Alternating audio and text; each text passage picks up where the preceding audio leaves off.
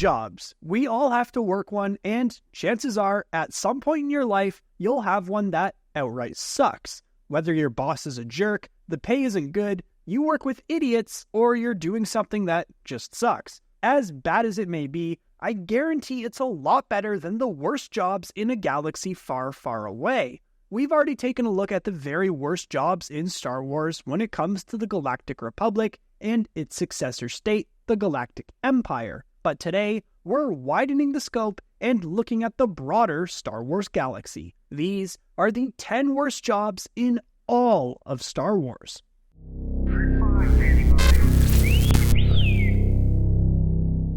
Number 1. Bounty Hunter. As the client once said in The Mandalorian Season 1, bounty hunting is a complicated profession.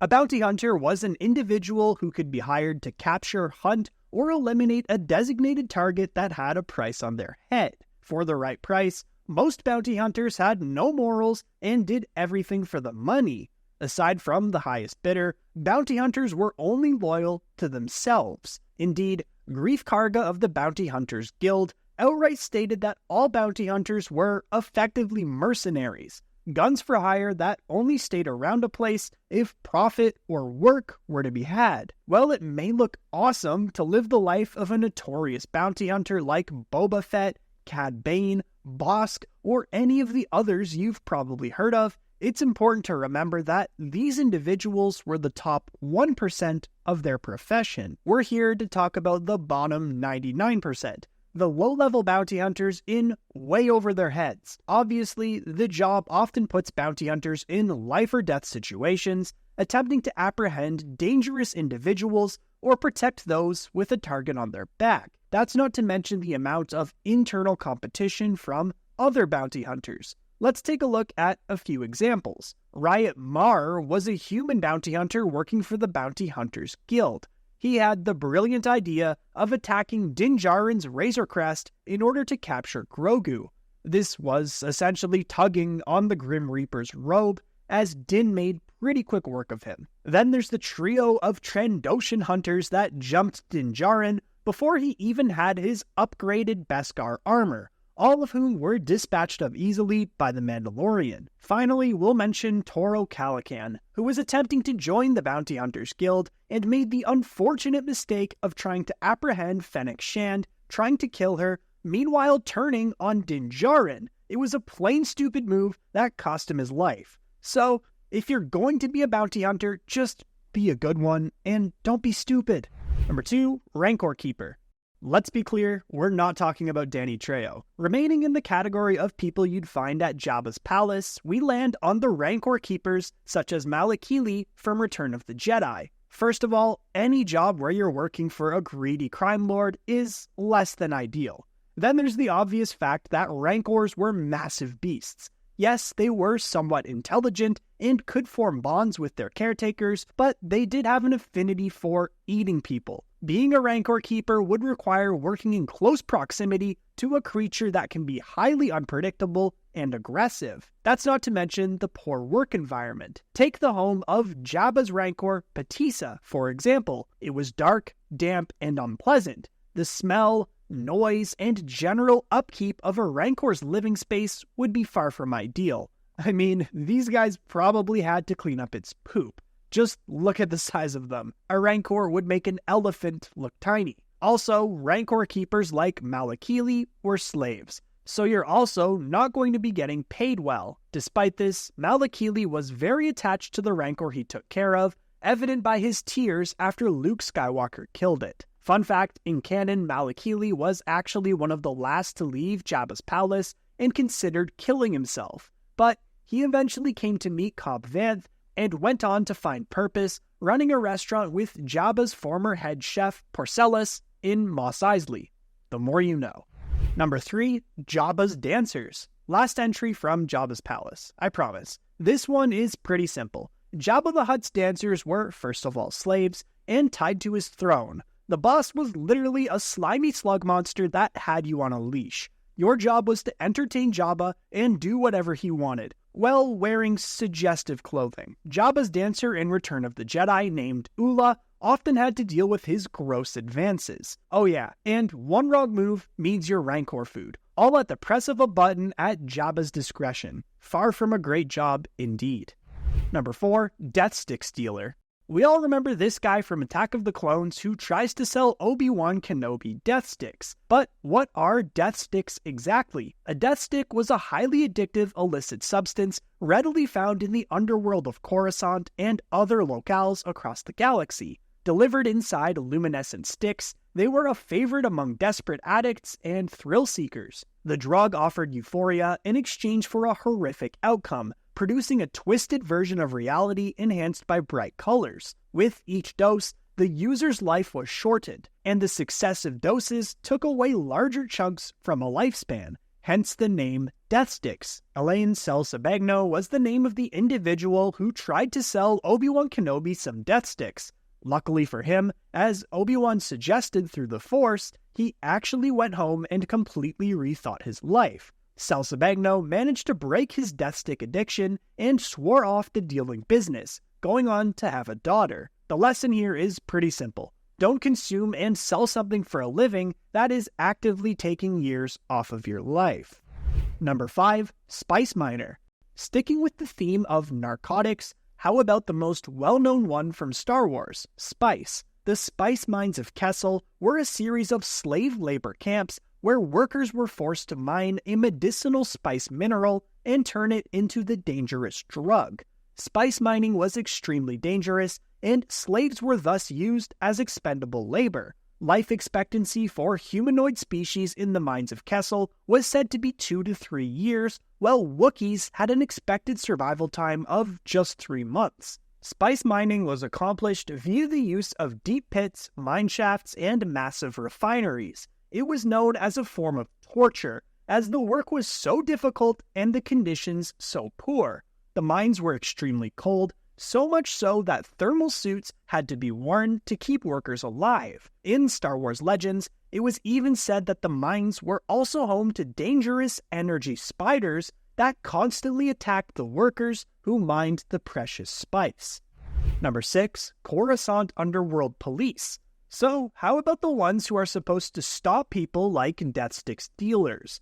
The Coruscant Underworld Police was a special forces law enforcement section of the Coruscant Security Force, patrolling the lower levels of the Galactic Republic's capital planet. While the surface of the planet-spanning city was home to senators, Jedi, and the galactic elite, the Coruscant Underworld was a rough place. Underworld police officers stood in contrast to the polished GU series Guardian police droids that were primarily charged with law enforcement in the upper levels. Coruscant cops in the underworld were known to be burly and hardened officers as they worked in such a cutthroat environment. They wore heavy leather and metal armor, with their heads completely covered and mechanical eye coverings to protect them from the many dangers they encountered from the criminal elements of the underworld. The armor gave them a presence of anonymity and authority and had the added effect of giving them a mystic reputation. As to others, it was unclear if they were humanoid, droids, or something else. But even with their equipment and rigorous training, these officers worked in one of the most hostile environments in the galaxy. Number 7, Moisture Farmer. On sun-scorched worlds like Tatooine, many settlers in the desert were moisture farmers, literally harvesting water. The harvested water could be sold at a market or used by the farmers themselves in hydroponic gardens. The water was harvested using moisture evaporators, which were able to yield up to 2 liters of condensed water a day. However, this figure could vary dramatically depending on location. Moisture farmers built their homesteads to be partially buried in the ground, as this protected them from wind and heat and kept the residents cool. If living on a dry desert world and farming water wasn't depressing enough, moisture farmers were often vulnerable to thieves and bandits who would steal their profits. The Tatooine Moisture Farm Collective even often employed hunters to kill wild creatures that were known to attack moisture farms. At one point, Jabba the Hutt also imposed a water tax. His enforcers collected water from the moisture farmers, sometimes by force, on behalf of their master. To make matters worse, this was in the midst of a serious drought. Aside from bandits, There was also the risk of Tusken Raiders. Then, you typically had to buy your droids and other equipment from Jawas, who didn't shy away from selling less than stellar machinery. Also, if your name happens to be Lars, you're almost guaranteed a terrible death. You can see why Luke Skywalker was so eager to leave the Twin Sun planet. Number 8. Nerf Herder. You know your job isn't great when it's used as a common insult. Why, you stuck-up, half-witted, scruffy-looking Nerf herder! Who's scruffy-looking? A Nerf herder was someone who herded Nerfs on various planets throughout the galaxy. A Nerf was basically a Star Wars cow, except it had horns, was known to have a pungent smell, and also spit a black, sticky, acidic saliva that could burn exposed skin and stain clothing. As such, Nerf herding was perceived as an occupation for lower-class beings. That's not to mention that Nerf had many natural predators that a herder would have to fight off to protect their animals. Number 9. Geonosian Worker. Alright, now we're getting a little more species-specific for the last two. Geonosian society incorporated a caste system. The members of the worker, or lesser caste, formed the lower class of Geonosian society. They were oppressed by the warrior caste, most of which thought nothing of compelling thousands of workers to toil under harsh conditions regardless of any dangers. They constructed the spires and droid foundries, as well as more complicated architectural feats, such as the infamous arena. Some of the members of the caste were also known to have non-functioning wings. The only hope a worker might have of escaping its lowly status lay in gladiatorial combat. Geonosians of lower caste were often pitted against other Geonosians in the large arenas they themselves constructed. If the Geonosian survived, it achieved status and ascended socially, or gained enough wealth to leave Geonosis altogether. Then, there was the fact that many Geonosian workers were forced to construct the first Death Star, with the planet completely sterilized by the Empire once it was complete. Number 10. Kaminoan Cloner. Kamino's history is a lot darker than you may have realized. Kamino wasn't always an ocean world. At the end of a planet-wide ice age, the water levels rose tremendously and submerged most of the world underwater in what became known as the Great Flood. Pushed to the brink of extinction, the Kaminoans were only able to survive because of their supreme knowledge of genetics as they began selective breeding and cloning. The Kaminoans took great pride in their scientific breakthroughs, but gave little thought to the ethics of their work or the consequences of their deployment.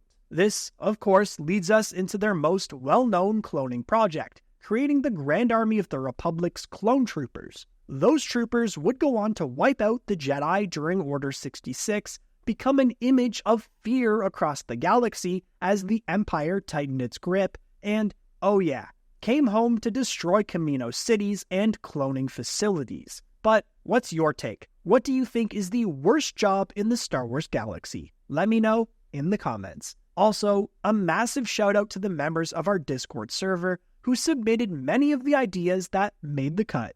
You guys are the best. Come join us to chat more at our community Discord server, linked in the description. If you enjoyed today's Star Wars video, we've got more on the screen for you right now. Also make sure to drop a like, and if you're new to the channel, hit subscribe to join the Red Squadron. Until next time, thanks for watching, and may the Force be with you. Red 5, standing by.